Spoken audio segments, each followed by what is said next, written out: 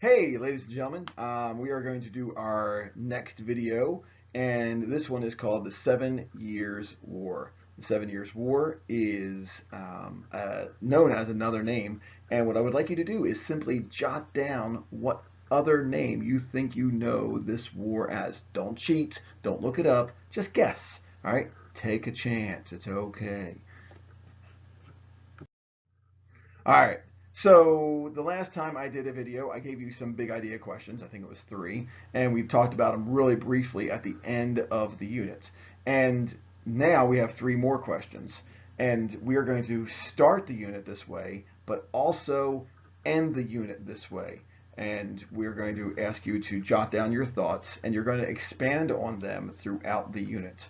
All right. So our first question is, what is conflict resolution? So what is that? Our second question could be taken in two different ways. What else can be done before a war begins? Or how can you prevent a war? All right. And a little side note question. Do countries ever go into war too fast? In your opinion, jot down your thoughts. Third question, big idea question, is why is war considered necessary in order to resolve conflict? All right, so that's what we're doing. We're trying to figure it out and jot down your thoughts. Again, we're going to start class with this. So put it on pause, think, jot down, and then restart when you're done. Your three thought questions. Got it? Cool. All right, so the 7 Years' War. What do you know about it? How does it start? And how do people try to stop it before it gets out of control? If you know any of these things, if you have a piece of paper that you are working on, jot it down, circle it, and say my response. That way I can see what you're doing. Or if you're typing it up in a Google Docs thing, then what I would like you to do is type it out and highlight it. And that way I can see, oh, that's their thoughts. All right? It shouldn't be like anybody else's thoughts, pretty much. So jot down these things after you put the video on pause, and then when you're done jotting down, restart the video. It's that simple. Hey, now I gave you the information you were looking for. How does it start? All right, so you have this guy. His name is George Washington. You may have heard of him. He's a personal friend of mine. He's from Virginia, and me and my friends, we all call him G-Dubs. Anyway, G-Dubs, it's crazy, man. All right, he's sent off. All right, he's sent off. He's a British military guy, 22 years old, kind of, you know, whatever 22-year-olds are like. Anyway, he goes off because Governor Dinwiddie, you remember him? No? Oh, he's the governor of Virginia. It's okay. Anyway, he sends him off to survey land. Actually, personally, I think it was probably to start a war because he goes out there and he finds the French.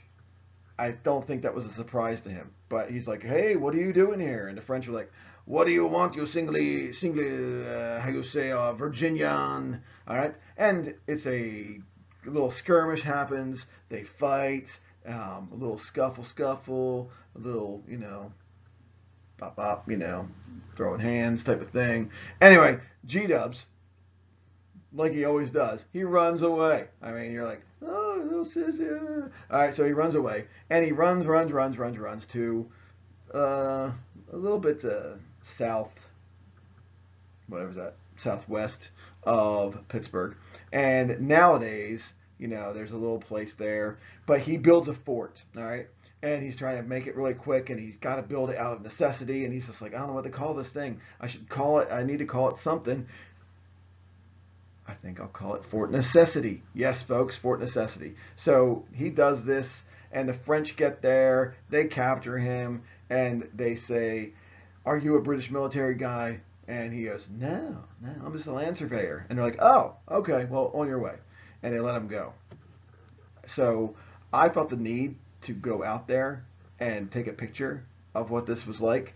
And I did it just 5 minutes ago. It was amazing. Drove 6 hours in 5 minutes. It was just crazy. So here's a picture of it. Hey, it's Fort Necessity. Fort Necessity is basically a remake. None of this wood is original. I'm sorry. Don't mean to hurt your feelings.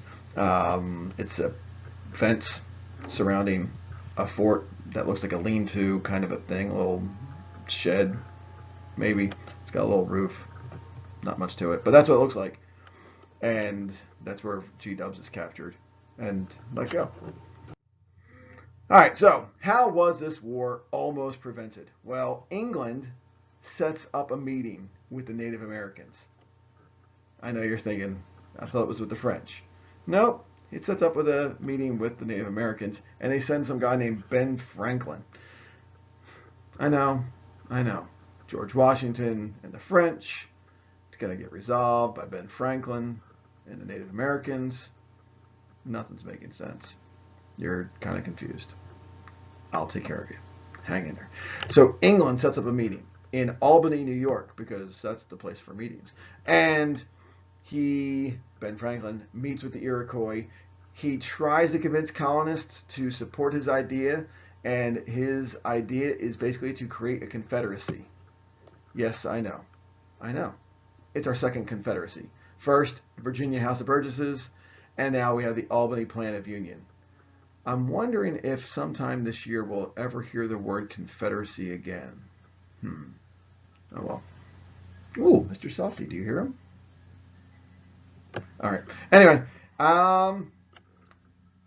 the confederacy idea would have basically done something that is totally wild, wacky, and crazy. All right. I want you to imagine if this confederacy would have been working, what America could have been like. This would have given equal say in governmental policy in the colonies to the colonists and the Native Americans. Ben Franklin almost resolves the whole Native American problem in one fell swoop. Kind of crazy. All right, how is the war almost prevented? Again, Franklin, he decides to create a political cartoon to convince colonists to join his side. You might know this political cartoon. It's a very popular political cartoon. Let me know if you know it in 3, 2, 1. Yes, the Join or Die cartoon. I want you to jot down what you see in this thing. And you're like, it's not even funny, Chambers. It's just a snake and it's cut up. I understand that, but try and explain it. All right? Take some time. Put the video on pause and jot down what you see, and then restart the video. This should be the end of the first side if you're on a piece of paper, or close to it if you are typing up in your document. All right? So pause, jot down, make sure all the questions are filled out, and then restart the video for the second side. Okay, welcome back. The next thought is, what might be some conflicts that needed to be resolved between the colonists, the British, the French, and the Native Americans before the 7 Years' War began? I want you to think about it. Just jot down some thoughts. And again, circle it, my response, or highlight it. I think you get the picture. All right. 3 big reasons why the war was started. It begins with a T, an L, and an H. All right. And the H actually has 3 H's. All right, so in fact, it might even, well, we'll see. All right, the first one is trade. Trade is between the Native Americans and the French. They wanted to get better at it. They wanted more to do with each other. They really, really, really enjoy each other, strangely enough. And they get along pretty well. And so they want to trade more. Then we have land. The colonists want more land to live off of. The English want more land for trading purposes and for colonization, because the more land they have, the more money they make, the whole mercantilism idea, all right? And then home. And as I said, home is really 3 H's in one. In fact, it's 3 H's. Huh, joke. All right, so 3 H's, home, harvesting, and we'll figure that out. Homes, harvesting, and so anyway, jot down what you think it is. See, I do know it. I'm just joking with you. All right, so are these 3 things, trade, land, and home, good reasons for war? And I would like you to just jot down your thoughts. Explain. All right, it's really not too hard. Pause the video, jot down, restart. It's amazing. What else could have been done to resolve these conflicts? Did you think of something else? You're like, why didn't they do this? Jot it down. Yes, pause, jot, restart. It's amazing. This is so simple. All right. So our recap. Yep. I'm going to tell you your other H. Yes, it's homes, harvesting, and hunting. Oh my gosh. All right, so the trade, land, and home, the recap, if you wanted to jot down some thoughts, these are things that you should be jotting down. And again, the French wanted to trade, the land for the English, they wanted to have colonization and get more goods, the whole mercantilism thing, and then home. The Native Americans and the colonists want the land for homes, harvesting, and hunting. 3 H's, 3 HS. It's kind of convenient. It helps you remember it. Go Garnets. And key British players. Key British players. William Pitt. This guy. Without this guy, we wouldn't have a country. All right. You might have heard his last name before. Pitt. Pittsburgh. He is the organizer of victory. He convinces Germans from a little section of Germany called Hesse, and we call them Hessians, all right, to fight for the British. And he'll give them gold found from America. And they're like, this is going to be great. We're going to get some gold. Yeah, slight problem. We'll talk about that for the next unit. Edward Braddock. Edward Braddock. He is the man who basically introduces the idea of scalping. It's a pleasant thought. He offers money for the scalps of French missionaries. Like, what do they do? All right, French soldiers and Native Americans. But the only problem is British soldiers, they're like, I'll take any money I can get. So, oh, look, there's a colonist. I think I'll scalp him as well.